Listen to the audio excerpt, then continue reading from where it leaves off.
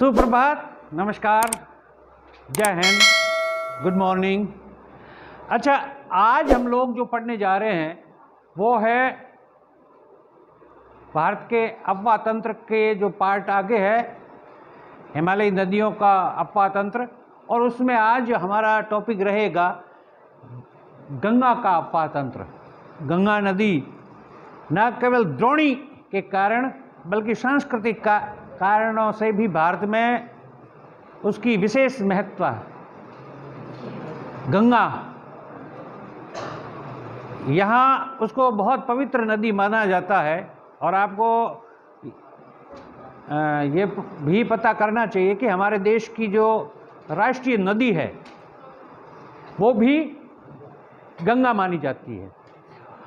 अब इसका उद्गम कैसे होता है? गंगा की कुल लंबाई अगर बात करें कभी तो 2525 किलोमीटर। कितनी है? 2525 किलोमीटर ये है, और ये 4 राज्यों में से गुजरती है। भारत के 4 राज्यों में से इसका उद्गम जो होता है वो उत्तराखंड में, उसके बाद ये आती है उत्तर प्रदेश में, उत्तर प्रदेश के बाद ये बिहार, और बिहार से पश्चिमी बंगाल,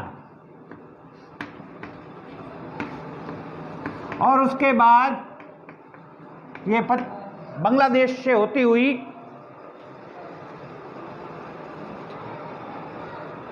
महासागर में विलीन हो जाती है। अब ये नदी कहाँ से उद्गम होता है इस नदी का, उसके बारे में हम लोग आज सबसे पहले तो जहाँ से शुरुआत होती है नदी की उसके बारे में बात करेंगे। आपको पता है गंगा के हिंदू अगर धर्म की मान्यता में गंगा नदी को बहुत पवित्र माना जाता है, और उसके किनारे ही पवित्रतम स्थान माने गए हैं, जैसे केदारनाथ, बद्रीनाथ, हरिद्वार, वाराणसी, ये सभी जो है गंगा नदी के किनारों पे है। इसी बीच में आ जाता है, बीच में पटना भी है। तो गंगा नदी की शुरुआत जो है, उद्गम है, वो उत्तराखंड राज्य में होती है। शुरुआत उत्तराखंड से वो नदी रवाना होती है, और बीच में उत्तराखंड में वो ज़्यादातर भागों में पर्वतीय क्षेत्रों में चलती है।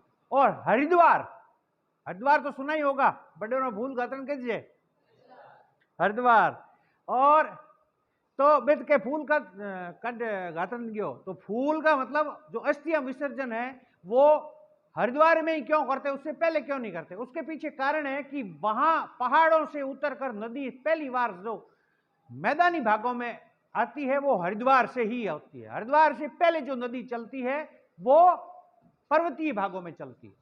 अब इसका उद्गम कैसे है? ज्यादातर नॉर्मली ये माना जाता है कि इसका उद्गम स्थल उत्तराखंड का उत्तरकाशी जिला है, और वहां पर गंगोत्री जो हिमनद है उसके गोमुख से वहां से ये नदी निकलती है।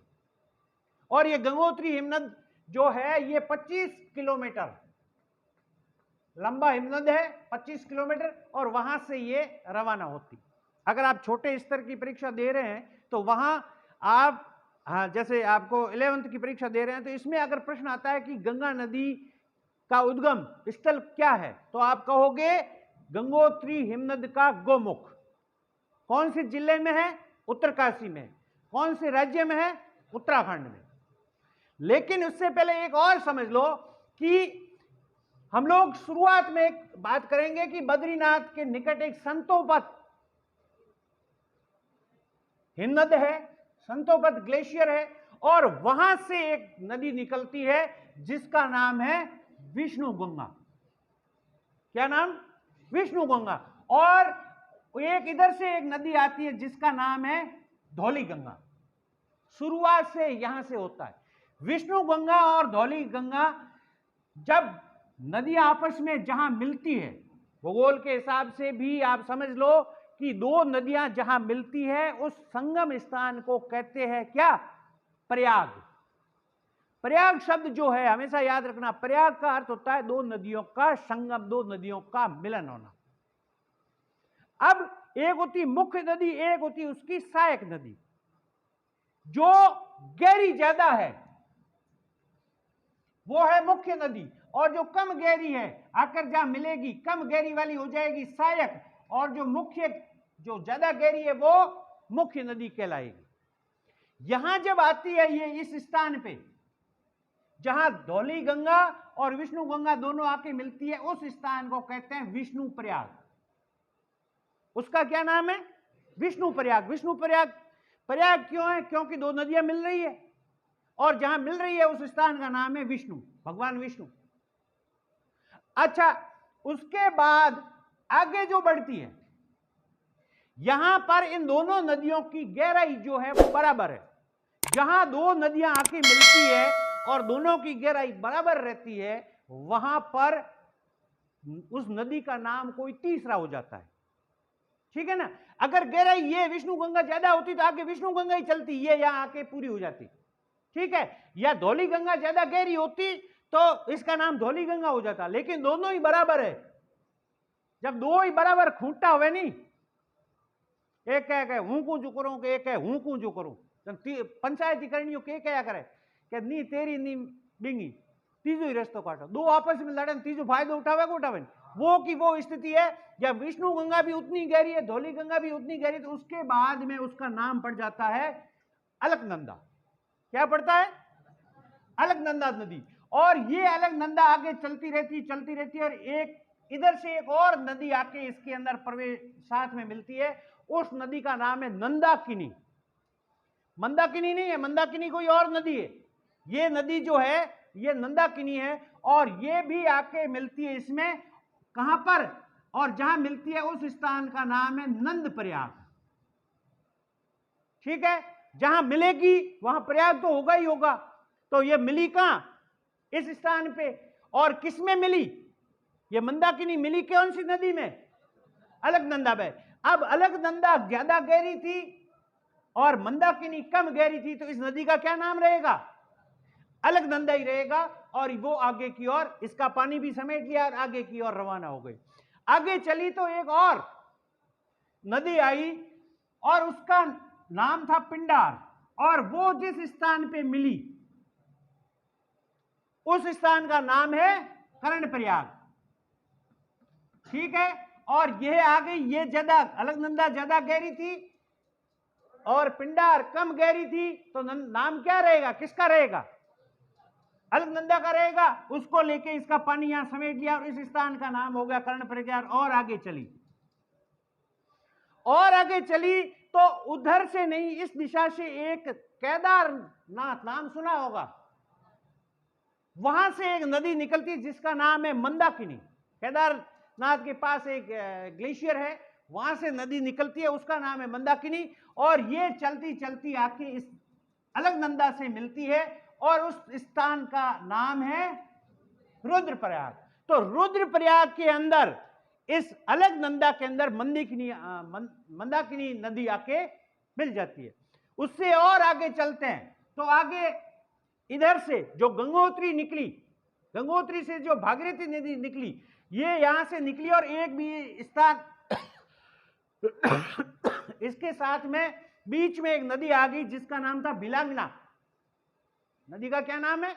बिलांगना। वो नदी यहां आके इसके साथ मिलती है, लेकिन ये जो भागीरथी है वो ज्यादा गहरी थी और बिलांगना है वो कम गहरी थी।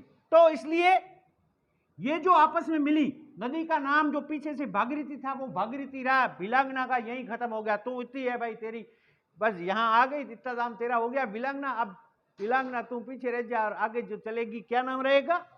भागीरथी। और यहां जो दोनों मिलती है वो स्थान है गणेश प्रयाग। ठीक है? इस नदी में, गंगोत्री में पहली बार जो प्रयाग बनता है वो होता है गणेश प्रयाग। क्योंकि आपको पता है हिंदू धर्म में सबसे पहले पूजा किसकी की जाती है? गणपति गणेश जी भगवान, उनको मनाया जाता है। तो यहां पर गंगोत्री से भागीरथी जो नदी चल रही थी उसके अंदर जो पहला प्रयाग बना उसका नाम है गणेश प्रयाग। आगे ये चलती रही और आकर यहां पर एक स्थान है जिसका नाम है देवप्रयाग। उसको देवप्रयाग के नाम से भी फेमस हो गया क्योंकि यहां पर आके दो नदियां मिलती आपस में। कौन सी? अलकनंदा और भागीरथी। ये दो नदियां आके यहां पर मिल जाती है और इसका नाम है देवप्रयाग। अब यहां आते ही दोनों नदियों की बराबरी स्थिति है, फिर दोनों बराबर हो गई गहराई में। कहां पर? देवप्रयाग में। ये भागीरथी भी उतनी गहरी और अलकनंदा भी उतनी गहरी, तो फिर इसका नाम चेंज किया और यहां पर इसका नाम पड़ गया गंगा। अगर प्रश्न आता है कि गंगा नाम कहां से शुरू हुआ, तो आपको बात करोगे कहां? देवप्रयाग से। और देवप्रयाग में कौन कौन सी नदियां आके मिलती है? अलकनंदा और भागीरथी। यहां से आगे जो है वो आगे ये गंगा नाम चलता है, चलता चलता पूरे भारत में चलता रहता है और आखिर में जब मुहाना बनाती है बांग्लादेश में जाके, तो वहां पर बांग्लादेश में इसका नाम हो जाता है पद्मा। ठीक है, पद्मा जो नदी है इसी का दूसरा नाम है, वो बांग्लादेश में प्रवेश करती है, तो बांग्लादेश में या बंगाल के ऊपर आगे वाले भाग में इसका नाम पद्मा हो जाता है। इसके बीच में बहुत सारी सहायक नदियां इसमें मिलेगी, आगे वाले पाठों में अपन पढ़ेंगे। लेकिन अभी जब गंगा नाम पड़ा उससे पहले पहले की स्थिति आज पढ़ लो। आप ये समझ लो कि ये जो कुल इसकी लंबाई है कितनी, 2525 किलोमीटर, उसमें से लगभग 100-150 किलोमीटर ये बांग्लादेश में चलती, बाकी वाली पूरी की पूरी ये भारत में चलती है। और भारत में सबसे ज्यादा लंबाई कौन से राज्य में हो सकती है, आप बताओ देखें, कोई बताएगा मुझे? सबसे लंबा विस्तृत राज्य कौन सा है भारत का?